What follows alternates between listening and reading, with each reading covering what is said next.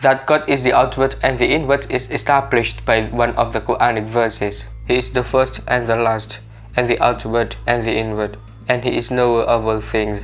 The two names, the outward and the inward, are certainly opposite. However, it is not contradictio in terminis, contradiction in terms, but coincidentia oppositorum, unity of opposites. Let's discuss these two aspects of God, the outward and the inward. Important to note that the contradiction is an ontological unity which doesn't negate but affirm each other, complements each other.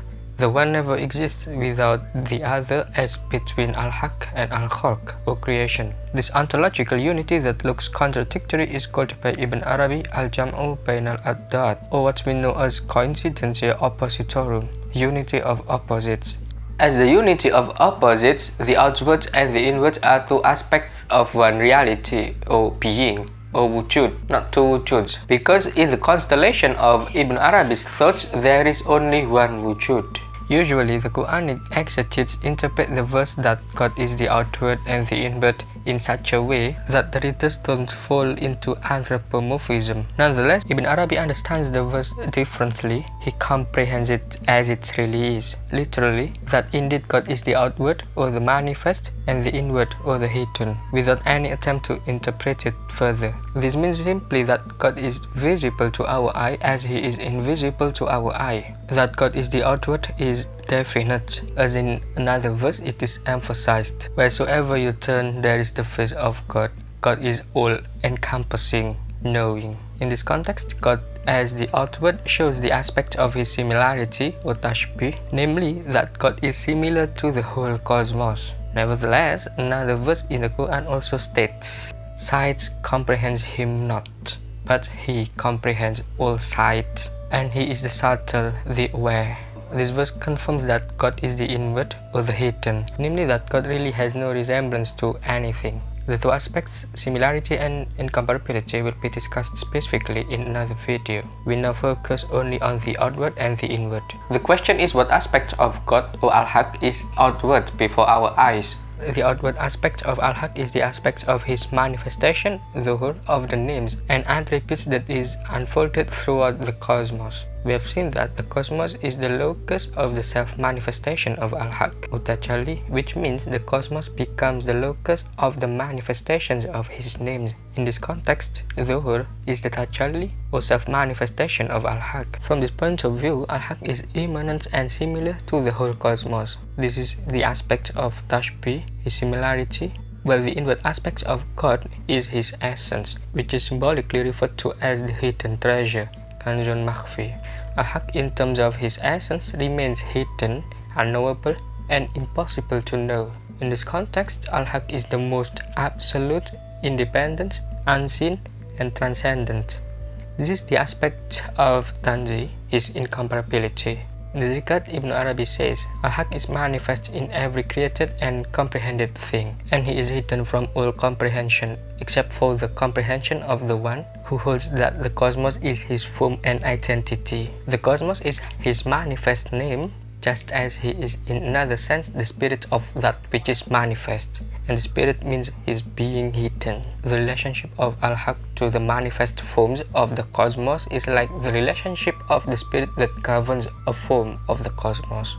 As we have seen, Ibn Arabi illustrates that human is a form of Al-Haq and Al-Haq is His spirit. There are two aspects that we need to notice. The first aspect, that human is a form of Al-Haq, indicates the outward, al-Dhahir, and the second aspect, that Al-Haq is the spirit of human, indicates the inward, al-Batin. Regarding this, Ibn Arabi connects knowledge of God with knowledge of the self. According to him, knowledge of God can only be obtained comprehensively, namely through His similarity and His incomparability, Tanzi and Tashbih, at the same time. By uniting these two aspects of God, one can know God as He knows Himself. Ibn Arabi says, the Prophet connected knowledge of Al-Haq with knowledge of the self, saying, whoever knows himself or himself knows his Lord. And God says, we shall show them our signs on the horizons, meaning the outside world, and within themselves, meaning the inside world, until it becomes clear to them. meaning to the observer that he is Al-Haq, in that you are his form and he is your spirit. You relate to him as your bodily form relates to you, and he relates to you as the spirit that governs the form of your body. According to Ibn Arabi, by definition, human being has two aspects, the inward al-batin and the outward al-zahir. The outward aspect is called bodily form or form, while the inward aspect is called spirit. The spirit governs and moves the form. Both cannot be separated in the definition of human being. He cannot be called a human being if the spirit that governs and moves the form doesn't exist. If there is no spirit, human cannot be called human, but can only be called human form, which is no different from wool or wood. Like human, the cosmos also has a form and a spirit. The form is what is visible to us, while the spirit is what is invisible. Just as a human cannot be called a human being if there is no spirit in his form, the cosmos cannot also be called a cosmos if there is no spirit in it as the inward aspect. For Ibn Arabi, the cosmos can only be called cosmos in its very sense if it has both aspects. The spirit of the cosmos within its form is Al-Haq, who governs and moves the entire cosmos. It is significant to keep in mind that the spirit of the cosmos, that is Al-Haq, cannot at all be separated from the form of the cosmos because the definition of divinity always includes the cosmos. There is no divinity unless the whole cosmos is included in it. Notice what Ibn Arabi says. Your definition includes both the external and the internal aspect. For if the spirit that governs the form of your body disappears, you are no longer called a human being. Concerning this form, it is the form of a human being, which doesn't differ from a form of wood or of stone. The name human being applies to this form only figuratively, not in reality. However, Al-Haq never disconnects himself from the forms of the cosmos, just as the human being when alive is defined by the spirit in reality and not in a figurative way. So the cosmos is defined by the divinity. So we can assert that not only the inward of the cosmos, but also the outward of the cosmos itself is Al-Haq, because the outward of the cosmos, as we have seen, is essentially forms of the self-manifestation of God. Hence, Ibn Arabi asserts that the cosmos must be defined in terms of divinity. Eventually, we are forced to return to the basic view of Ibn Arabi, that is the unity of being. This unity of being is not that there are two wujuds or many wujuds that then become one or united. Rather, this unity of being asserts that there is only one wujud, or there is essentially only one. Therefore, in Ibn Arabi's system of thought, there is no duality in its very sense, let alone dualism. In the Quran, it is stated, "The seven heavens and the earth, and whosoever is in them glorify him. And there is no thing save that it hymns his praise, though you don't understand their praise." In Ibn Arabi's perspective, the outward of the cosmos praises the inward. Consequently, the one who praises is the one praised itself. Both are one wujud.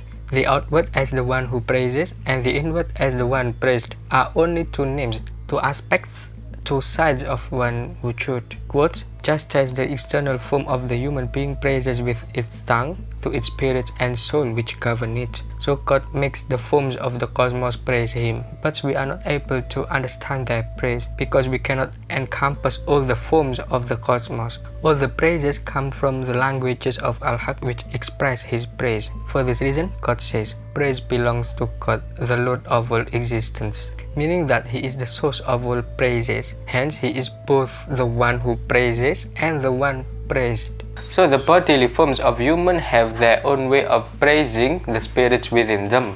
The praise is voiced with their tongue.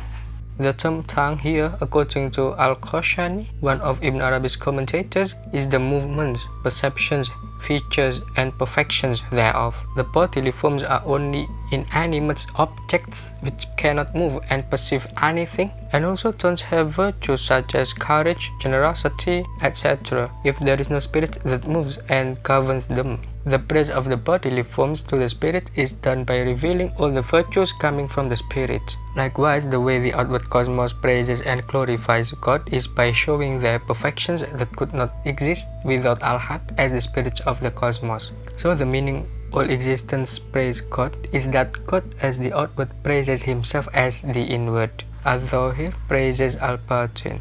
If we observe a rose, we cannot sensorially know how it praises God, but this doesn't mean that there is no the praise. We only don't know the language the rose used to praise God, just as the Malays don't understand Turkish. Important to emphasize once again that the rose, as a form of the cosmos, the one that praises, is none other than Al-Haq as the outward, and the recipient of the praise from the rose is also Al-Haq, who is also the inward. As Ibn Arabi explains, the forms of the cosmos are the outward of Al-Haq because he is the outward, and Al-Haq is the inward of the forms of the cosmos because he is the inward. Ibn Arabi elsewhere explains it more succinctly. God has said that the identity of Al-Haq is the hearing, sight, and all faculties of the servant. The servant cannot exist except through these faculties. Therefore, he cannot exist except through Al-Haq. So the outward is a finite form of creation, while the inward is the identity of Al-Haq, which is infinite. In terms of his outward, the servant is the one who praises him, but in terms of his inward, he is like the one praised. Accordingly, Al-Haq praises himself. In Fusus, Ibn Arabi explains it in more detail. Al-Haq informed us that he is the essence of every organ, hence the agent of human acts is solely Al-Haq, while the form of the act belongs to the servant. The essence is contained in the servant, that is only his name, because he is the essence of what is manifested. Because God is manifested in things, he is called creation, and because of him the names the outward and the last belong to the servant. Given that the servant was non-existent, then existent, and because the manifestation of the servant and his acts depend on him, he bears the names the inward and the first. Thus, when you see creation, you see the first and the last, the outward and the inward. By naked eye, we don't see Al-Haq. In this context, it is important to note that the unity between Al-Haq and Al-Khalq, creation, is depicted by Ibn Arabi as a unity based on the permeation between one and the other. That which permeates is veiled by that which is permeated. What permeates is what is hidden, and what is permeated is what is visible. So the hidden is disguised by the visible. We, as the ones who are permeated, veil the permeating wujud, that is Al-Haq. Nevertheless, on the other hand, when we become the hidden or the inward, Al-Haq is the visible or the outward. The two permeate each other, both cover and uncovered one another. Let's listen to what Ibn Arabi says bluntly. Know that something permeates another only when it is immersed in the latter. That which permeates the agent is disguised by that which is permeated, the object of permeation. Thus the object in this case is the manifest, the outward, while the agent is the unmanifest, the hidden, the inward. The latter is nourishment for the former, like water permeating a piece of wool and thus making it grow and expand. If Al-Haq is the outward, then the created is hidden in him, and as a result, the created embraces all the names of Al-Haq, his hearing, seeing, all his relationships and perceptions. If the created is the outward, Al-Haq is concealed and hidden in him. Al-Haq then is the hearing of the created, his seeing, hand, foot, and all his faculties, as referred to in the correct tradition of the Prophet. This unity of the outward and the inward, or the manifest and the hidden, is only the unity of two contradictory names of one essence. And it is only in this sense that God can be known, that is by uniting his opposite names or attributes. In confirming his view on this matter, Ibn Arabi cites the opinion of Abu Sa'id al-Kharras, a Sufi of Baghdad in the 9th century. Al-Kharras, who is one of the aspects of Al-Haq and one of his tongues by which he expresses himself, said, God cannot be known except as uniting the opposites, intertwining them through them. He is the first and the last, the outward and the inward. He is the essence of the outward things and the essence of the inward things when they are manifest. Only he sees himself and nothing is hidden from him. He is both the outward and the inward by virtue of his essence.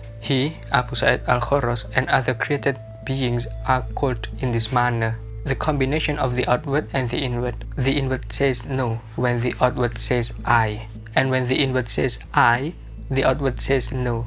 This situation refers to each opposite which negates the other, while the speaker and the listener are one and the same. The Prophet says what they told themselves, meaning they are the tellers, the listeners, and those who know what was told. The essence is one, whereas the aspects are many. The outward always appears with the inward, and so does the inward. Both are always united in one wujud, Al-Haq. In the elucidation of Ibn Arabi just now, we can underline that the relation of the outward and the inward as coincidentia oppositorum has two characteristics, affirmation and negation. First, the outward always affirms the opposite, that is the invisible, and vice versa. This characteristic is emphasized by Ibn Arabi in the quote, "He is the essence of the outward things and the essence of the inward things when they are manifest." Second, the outward, when affirming its identity, negates the identity of the inward, and so does the inward. Each of them negates the identity of the other because each of them has a unique identity and is different from each other. This characteristic is emphasized by Ibn Arabi in the quote, "The inward says no when the outward says I, and when the inward says I, the outward says no." In the first characteristic, the similarity between the outward and the inward is so obvious. But in the second characteristic, the distinction between the two is undeniable. And indeed, every time Al-Haq appears to our eye in a sensible form, our reason expels the image by logical reasoning in such a persistent way. See you.